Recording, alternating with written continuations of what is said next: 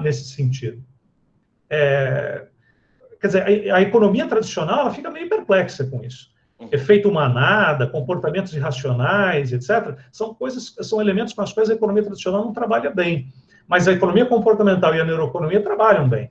E eu tenho certeza que o Alex pode falar alguma coisa sobre a visão filosófica disso. Quer dizer, como é que nós agimos quando estamos num contexto em que estamos pressionados, né? E às vezes a gente até se propõe a colocar a ética de lado e explicar racionalmente algumas decisões. Isso. É interessante isso que você... Sobre isso, Alex. Interessante isso que você mencionou. A gente costuma dizer assim, usando um termo da literatura, né, que muitas vezes em situação de crise, as pessoas, do modo geral, elas esperam o que nós chamamos de Deus ex machina, né? Que é um termo literário para dizer assim, quando você tem um livro, uma história muito complicada, que não vai se resolver, aparece do nada um personagem com plenos poderes e vai lá e resolve toda a situação, né? Então, o comportamento das pessoas nessas situações costuma ser esse. Elas aguardam que alguém faça, né?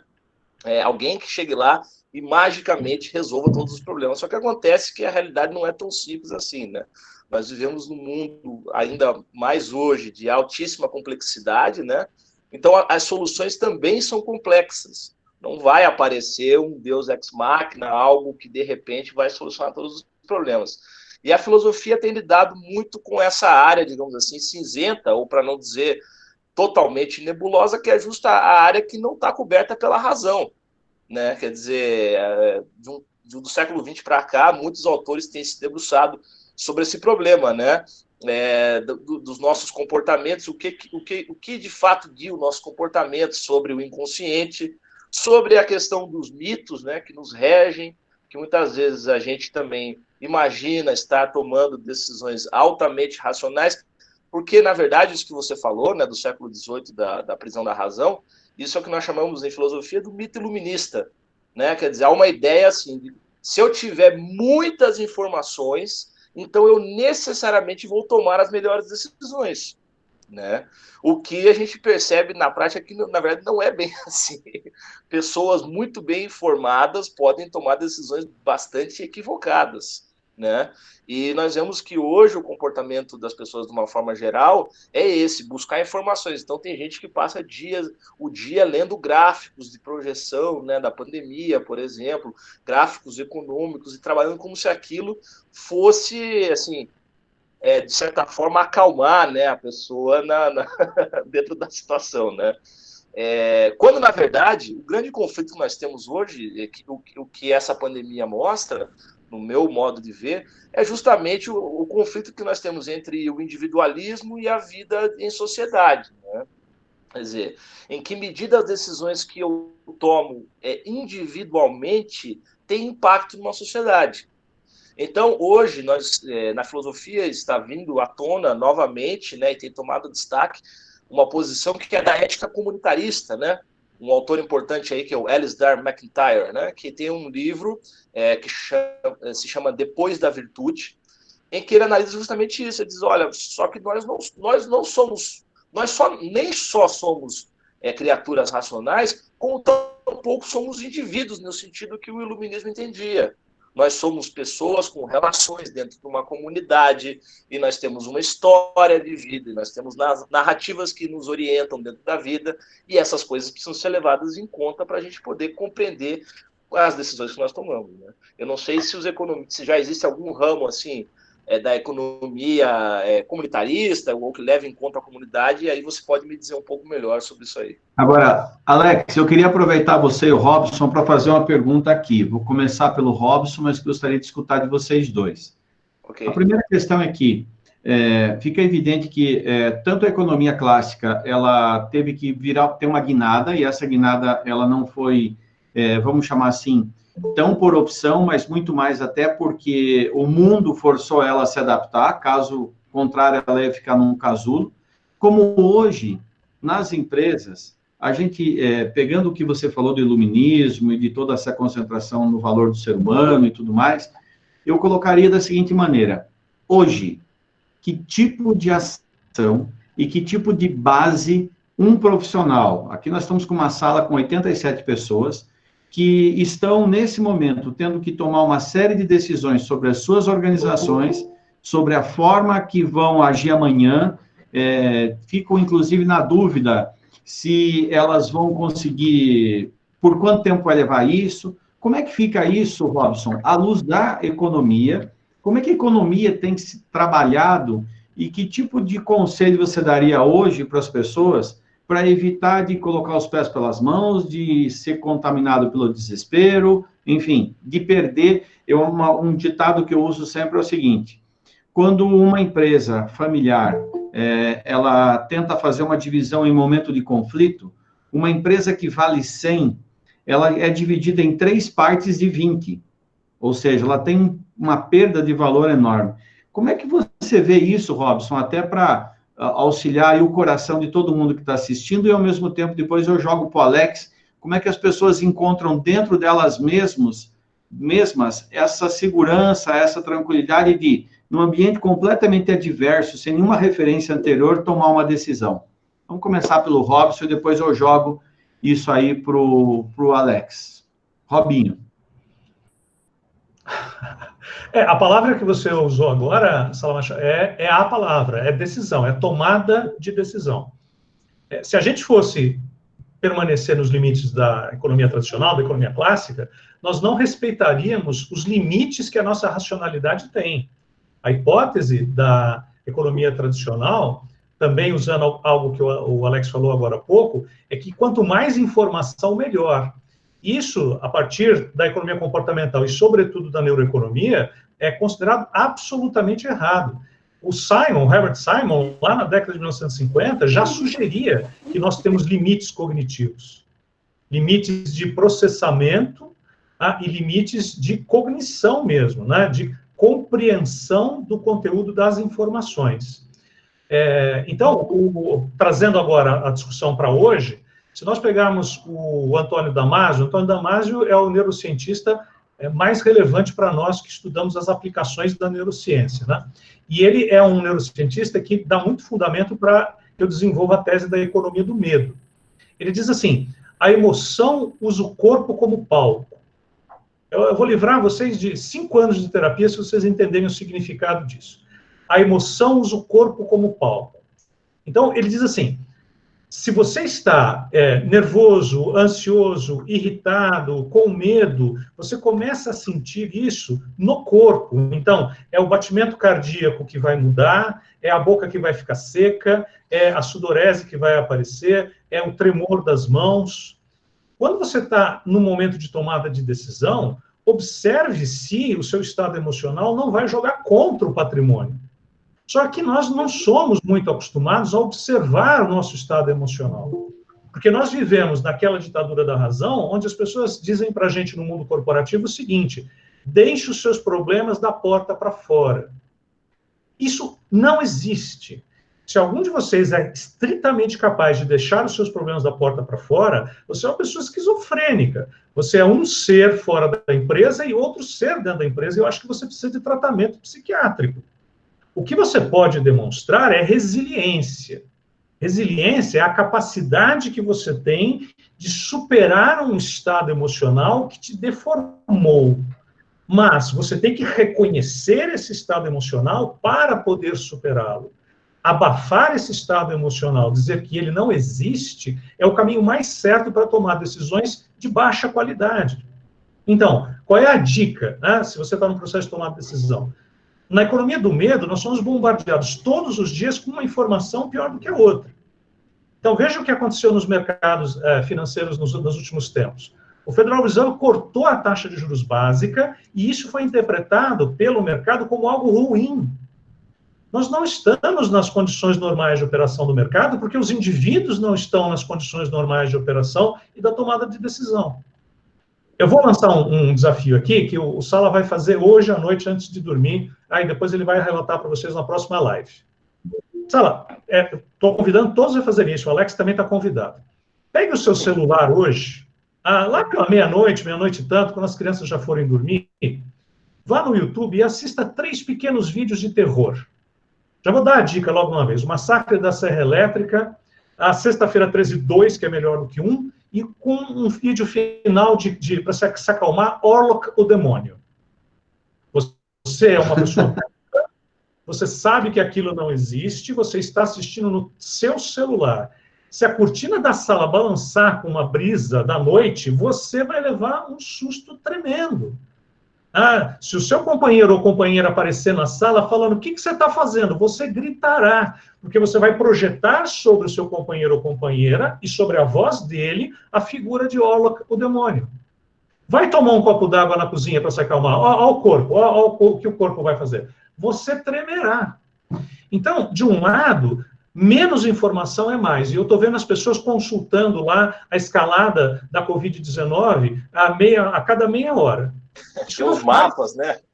Mapas em tempo real. Não faz sentido. Isso não faz sentido. Sabe? Isso não faz sentido nenhum. E nos coloca num estado onde o cérebro está pronto para interpretar uma cortina que balança ou a voz de uma pessoa familiar como uma ameaça. Então, assim, só tem uma maneira. Se a emoção é um estado corporal, segundo o Antônio Damasio, e o sentimento é a percepção consciente do estado emocional, se acalme. Você precisa tomar uma decisão, respira fundo. Pede emprestado o cachorro do vizinho, pega um cachorro tipo Golden Retriever. Golden Retriever tem um lema, né? Nunca te vi, sempre te amei. Se atraca com o cachorro, brinca com ele, baixa a sua adrenalina e o seu cognitivo vai melhorar. Se você quer tomar uma decisão relativamente mais racional, você não pode estar com a boca seca, com o coração disparado, com a respiração ofegante, porque você está pronto para enxergar o inimigo em qualquer sombra. Então, antes de mais nada, essa é a economia do medo e essa é a baixa qualidade de tomada de decisão nesse contexto, sabe? E aí, antes de jogar para o Alex, pelo que eu entendi, eu devo não apenas fazer essa autoleitura, mas também ter uma percepção sobre o comportamento do outro. Porque, às vezes, eu mesmo posso ser a origem do medo. Não pela minha imagem, ou antes que você tire sarro, mas por algum fenômeno macroeconômico que o valha. Eu também vou pedir, logo na sequência, vocês não têm noção do que o Robson tem de informação privilegiada sobre tendência de mercado, ele não vai sair daqui sem falar um pouquinho para vocês. Mas eu quero ir para o Alex e dizer assim, Alex, aonde que eu encontro na minha mente essa segurança de tomar uma decisão quando o volume enorme de informações que eu obtive ainda assim não me dá segurança? Para que lado eu vou? Tá, bom, eu quero dar um exemplo aqui, o que eu tenho tentado fazer nas minhas aulas, desde que eu comecei a dar essa aula de evolução do pensar, à luz da filosofia, é trazer um pouco da ideia de que nós temos problemas novos, claro, na sociedade contemporânea, mas nós temos toda uma bagagem cultural de sabedoria e de conhecimento para lidar com esses problemas. Um bom exemplo que eu costumo usar é o seguinte. Existiu um imperador romano, o Marco Aurélio, e na época dele houve uma pandemia, a peste antonina, né? E essa pandemia, na época, chegou a matar 5 milhões de pessoas no Império Romano. Foi um problema, claro, porque desfalcou boa parte do exército romano, né? Mas o imperador Marco Aurélio, no meio de tudo isso, ele escreveu um livro, que está aqui, não sei se dá para ver aí, As Meditações. O nome do livro é Meditações. Meditações do imperador Marco Aurélio. Perceba, então, é um sujeito que está governando o mundo, o maior império do mundo naquele momento, então a gente tá trazendo lições também de governança no meio de uma pandemia. E o que ele diz é basicamente o seguinte, que nós temos que aproveitar esses momentos de crise, de turbulência, e compreender a natureza da vida é transformação. Ele diz que muito dos nossos problemas vem a nossa resistência com as transformações. A gente cria resistências, então a gente pensa que o mundo é assim, que as pessoas já estão apavoradas para dizer quando o mundo é normal, vou poder... Mas a gente tem que perguntar, será que vai voltar ao normal? O que é normal? O que seria esse mundo normal? Né? O que é, afinal, esse modelo que nós temos mundo normal? Né? Então, quando a gente fala de tomar decisão, algo muito importante a gente também ter em vista as virtudes, né? Aristóteles dizia o seguinte, um filósofo grego, né? Todos ouviram falar, quem foi meu aluno ouviu falar de Aristóteles. Hoje em dia já existe Aristóteles para executivos, né? O pessoal tem retomado isso nos modelos de governança aí nas empresas. E ele diz o seguinte, nós sempre, em qualquer situação, temos que buscar o meio termo, né? Então, por exemplo, a pessoa, muitas vezes, é preguiçosa. Isso é um vício, ele chama de vício, né? É um patos, né? Uma paixão da alma, um vício, um problema. Ou, muitas vezes, a pessoa trabalha demais. Isso é um outro vício. Então, o que Aristóteles diz? Para a gente poder encontrar a virtude no meio das turbulências da vida, precisamos sempre estar no meio termo. O meio termo é a virtude. Então, por exemplo, muitas pessoas nesse período têm trabalhado demais, quando, na verdade, elas poderiam, talvez, trabalhar um pouco menos. Elas têm buscado informações demais, como o Robson falou. Elas poderiam, às vezes, buscar um pouco menos de informações. Então, eu acho que os filósofos trazem para a gente essa ideia de que a ponderação em todos os aspectos, né, ela traz para a gente uma capacidade de conseguir enxergar melhor as situações. Quando nós estamos envolvidos, totalmente envolvidos emocionalmente, né, racionalmente com as coisas, a gente não tem nenhum espaço de observação, porque nós não temos distância nenhuma. Então é como observar algo, por exemplo, a gente quer ler um livro, a gente não pode ler o livro com o livro colado no nosso rosto, senão a gente não consegue ler o livro, né? Então o que a gente faz? A gente afasta um pouco o livro, e aí nós conseguimos distinguir as letras, aquilo que está escrito, o conteúdo.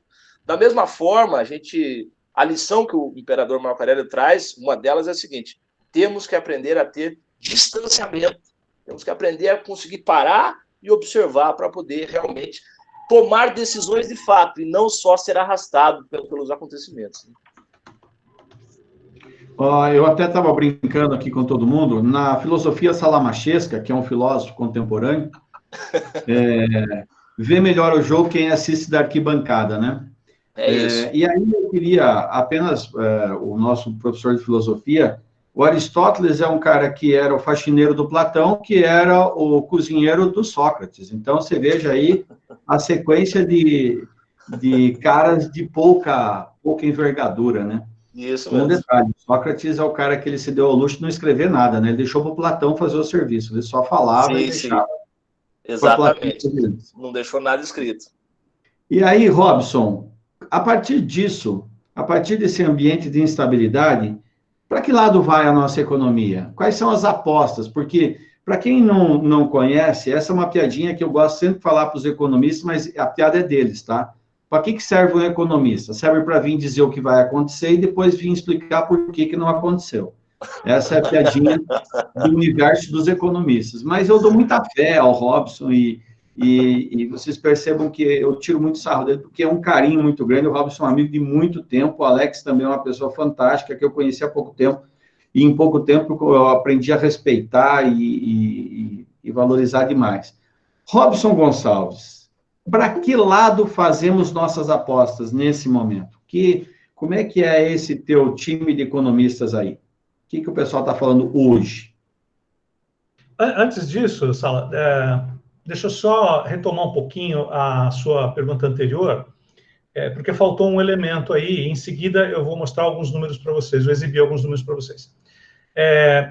Quando você pede alguma dica do ponto de vista comportamental, quando a gente está no contexto da economia do medo, a primeira dica foi uma autoobservação, porque se eu estou com o meu corpo alterado, né, e é a adrenalina que faz isso, eu vou tomar decisões que são mais primitivas, mais toscas, vou enxergar olho com o demônio em qualquer sombra, e aí você completou muito bem, é preciso tentar fazer essa leitura do outro também. Mas tem um segundo elemento, que já parte mais para a questão coletiva, que é a gente não se permitir ser vítima do efeito manada. Então, eu acho que todos nós passamos por isso. 2 semanas atrás eu estava no supermercado e, assim, as pessoas estavam com o carrinho transbordando de papel higiênico. Eu comecei a me sentir idiota de não estar fazendo o mesmo.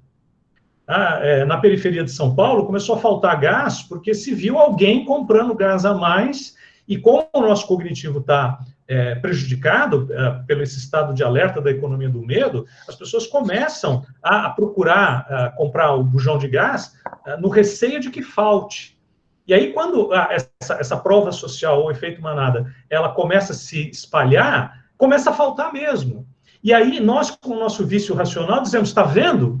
Eu sabia que ia faltar. Quando, na verdade, é uma profecia autorrealizada.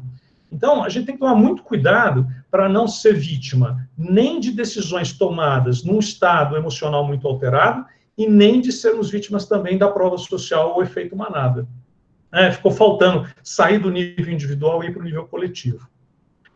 Eu vou compartilhar uma tela aqui, se o Sala me permitir. Por favor. 2 poucos slides aqui. Tá? Que são as projeções que a IBRE, da Fundação Getúlio Vargas, ele está divulgando no seu boletim macroeconômico. Vamos ver aqui. Você conseguiu compartilhar aí? Está compartilhando a tela aí?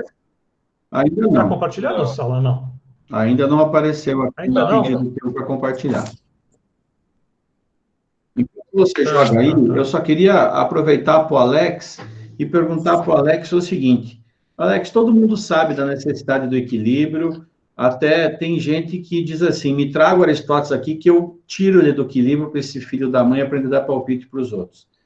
Mas uma das coisas que eu acho que é legal, eu queria que você falasse um pouquinho dos gatilhos mentais a respeito do quanto a gente pode recorrer. Então, logo, o Robson, aqui agora, a tela do Robson está compartilhada. Concordam, pessoal? Já está...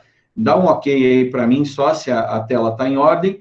O Robson, comenta aí se eu queria que o Alex voltasse nesse tema. E aí, Robson, vai com você. Tá bom. Aqui são os 3 cenários do boletim macro do IBRE FGV. O IBRE, as pessoas não conhecem muito o IBRE, mas conhecem o filho ilustre do IBRE, que é o GPM. O GPM é gerado dentro da Fundação Getúlio Vargas por essa unidade, lá dentro da FGV. Também o IBRE gera sondagens, índice de confiança do consumidor, do empresário.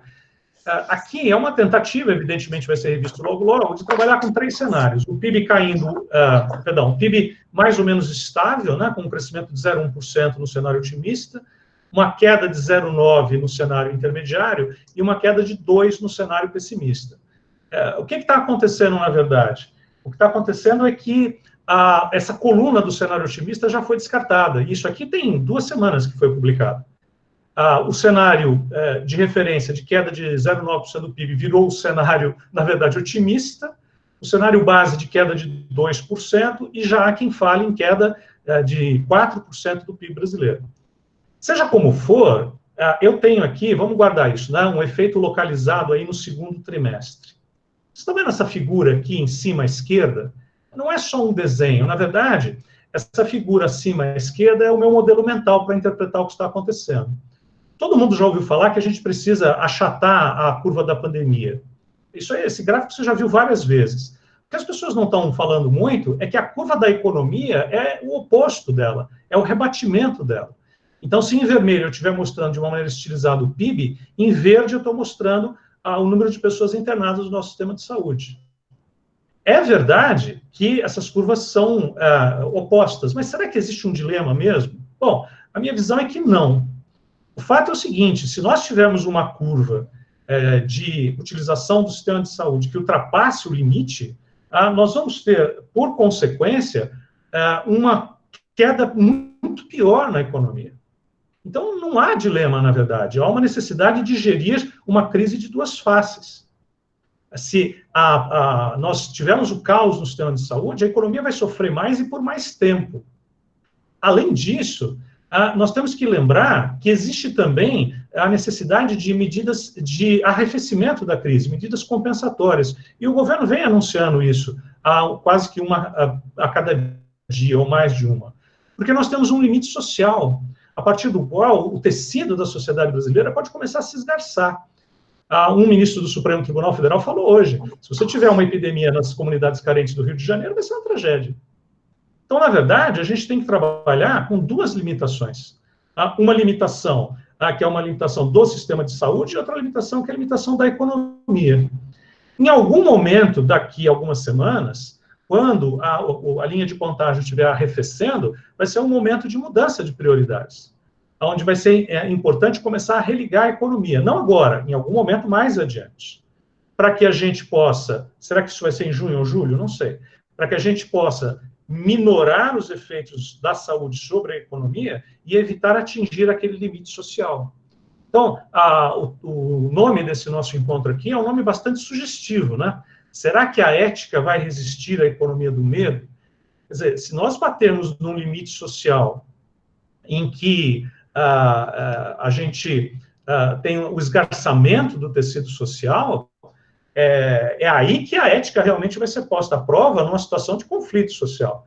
Então, é muito importante que nós, do ponto de vista individual e macroeconômico, que foi a pergunta que o Sala me fez, estejamos atentos não apenas para aquele limite superior da utilização do sistema de saúde e a necessidade de achatar a curva. Isso a mídia tem falado quase todo dia, essa curva é muito conhecida, mas também a necessidade de deter a curva da queda da atividade econômica, porque o momento em que talvez o limite ético seja rompido nas ruas, e o tecido social se esgarce, seja um momento em que essa curva da crise econômica seja muito profunda.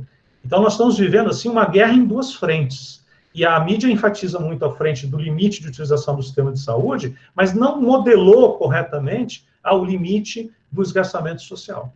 É esse modelo mental que eu tenho, né? Muito menos apegado aos números, porque, como o Sala disse, se eu disser qualquer número aqui, daqui 3 semanas eu volto para dizer por que eu errei, é uma piada, mas é verdade. Mas esse mindset, de dizer que nós temos 2 limites, o limite para evitar o caos na saúde e o limite para evitar um esgarçamento do tecido social com uma crise econômica muito profunda. Então, não há dilema, não há oposição entre saúde e economia de jeito nenhum. E aí nós teríamos uma terceira curva, Alex, que seria a curva da... Quanto mais cai o fenômeno da economia e mais cresce a curva da pandemia, também deveria crescer numa razão igual ou superior à ética? E o que a gente pode falar em 30 segundos para que todo mundo entenda o que é ética? Só 30 segundos, Alex. Em 30 segundos? Se eu fizer isso, vai ser Não, tá bom, vou te dar uns minutos, vai. Bom, a ética é o seguinte, em filosofia, a ética é o estudo sistemático das ações morais, tá? Então, a ética é a reflexão que nós fazemos sobre as atitudes que nós tomamos, né? Então, nós temos diversas atitudes, todas as pessoas têm comportamentos, as sociedades no nível micro e macro, e a ética é uma proposição de escalonar isso e refletir num ambiente mais global. E aí, a partir disso, nós temos diversas proposições éticas, né? Do que deve ser feito, como eu devo viver, porque a pergunta-chave da filosofia, boa parte